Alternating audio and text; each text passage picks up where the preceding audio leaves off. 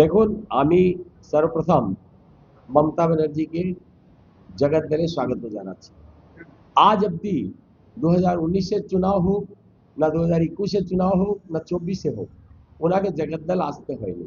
ওনাকে প্রথম কোনো লোক বাধ্য করেছে জগৎ দল আসতে, সেটা হচ্ছে ডক্টর রাজেশ কুমার। তো ভালো, উনি আসলেন এখানে, খুব ভালো লাগে। এখানকার মানুষকে বলেছে সতর্ক থাকতে, কারণ এখানকার তৃণমূল প্রার্থী তাকে অ্যারেস্ট করার জন্য সব ব্যবস্থা করতে। দেখুন, উনি নিজে বলেছেন কি তৃণমূলের প্রার্থী অ্যারেস্ট হতে যাচ্ছে, তা আমরা তো জানি না। উনি তো মুখ্যমন্ত্রী। और चोर के उन्हीं কেন নিজের পার্টিতে রাখেন, যাকে লোক জানে লোহা চোর নামে? চোরদেরকে কেন পার্টিতে ভরে রাখে? তো চোরদেরকে যদি পার্টিতে ভরে রাখবে, তাহলে ওরা কবে তো গ্রেফতার হবেই। চোরদের তো কাজই গ্রেফতার হওয়া, জেলে থাকা। তাদের তো উচিত জায়গায় জেলেই আছে, তাতে খারাপ কি আছে? আপনার পেটোয়া পুলিশ এখানে নিয়ে এসেছেন। আমাদের তো কোনো পুলিশ এরকম নেই কি যে এরকম আছে, কিন্তু যত জিনিস উনি বলছেন, আমি একটাই জিনিস বলতে পারছি, মৃত্যুন্মুখী সরকারের শেষ আর্তনাদ চলছে। আপনি টিকিট চেয়েছেন মুখ্যমন্ত্রীর কাছে, যে মুখ্যমন্ত্রী আমাকে 10 বছর পুলিশের কোনো পোস্টিং দেয়নি, যে মুখ্যমন্ত্রী আমাকে নির্বাচন আयोग ইলেকশন কমিশন দুবার ডিউটি দিল, একবার 2019-এ কমিশনার অফ পুলিশ কলকাতা করলো, একবার 2021-এ এডিজি ওয়েস্টার্ন জোন করলো, যেখানে নন্দীগ্রাম পড়ে। ও দুটা পোস্টিং এর পরে আমাকে লম্বা অবধি কম্পালসারি ওয়েটিং এ রেখেছে। তারপরে অফিসিয়াল কাজের জন্য ওনার সঙ্গে 2 বছর, গত 2 বছর দেখা করতে পারিনি আমি। ওনার কাছে টিকিট চাইতে যাব আমি কবে? এ তো স্বপ্ন ছাড়া, স্বপ্ন নিতে বন্ধ করুন উনি। আমার কোনো টিকিট লাগে না, এই পার্টির চোর পার্টির টিকিট আমার লাগে না। উনি মঞ্চে দাঁড়িয়ে পূর্ণ মিথ্যা কথা বলেছে, ওর যত কথা বলেছে একে একটাই জিনিস বলা যেতে পারে, চোরের মায়ের বড় গলা। আপনারই প্রতিদ্বন্দ্বী তৃণমূল কংগ্রেসের সোমনাথ স্যার বলেছেন আপনার বিরুদ্ধে যে লাল ফাইল আছে, লাল ফাইল কয়েকদিনের মধ্যে খুলবো, ভালো তো, ওনার সব লাল ফাইল আজকেই খুলুন, কয়েক দিনের মধ্যে কেন খুলবেন?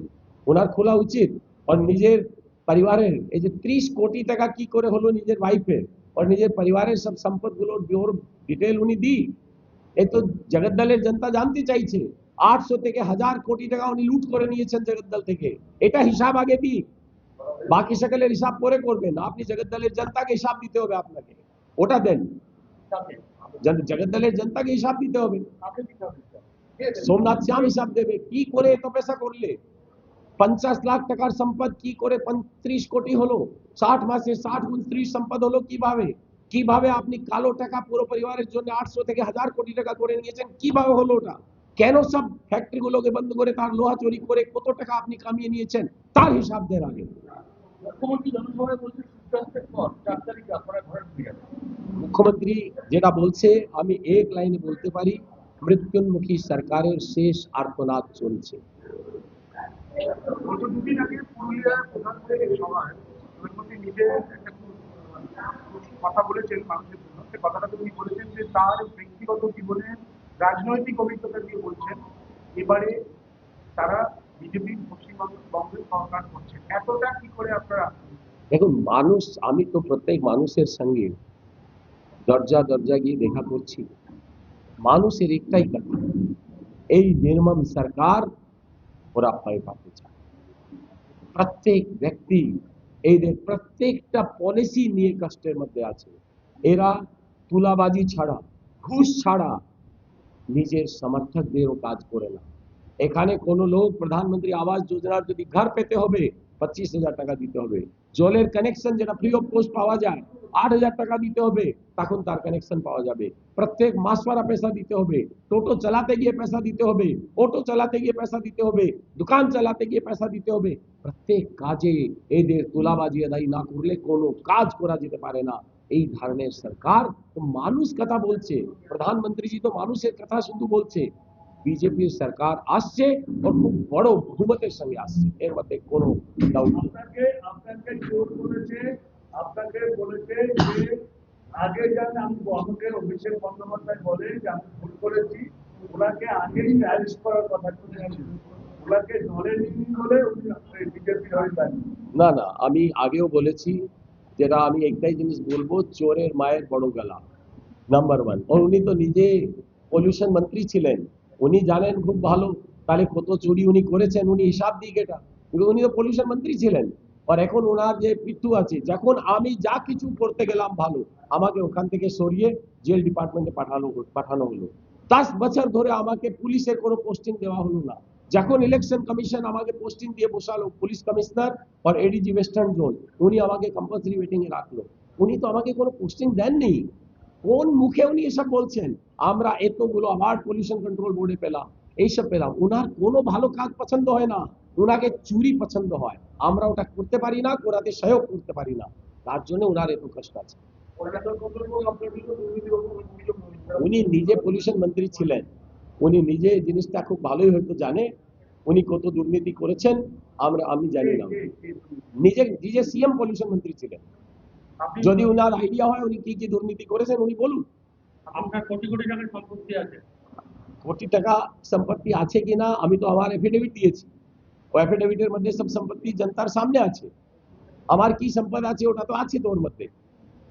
আর আমি তো পুলিশের চাকরি করেছি 35 বছর প্লাস, তো ওখানে আমাকে যেটা শেষ মুহূর্তে যা কিছু পাওয়া গেছে তো সকালের সামনে রয়েছে। শুরু হওয়ার আগে আপনি বললেন জিতে এলে কি এগুলো জবাব কিভাবে?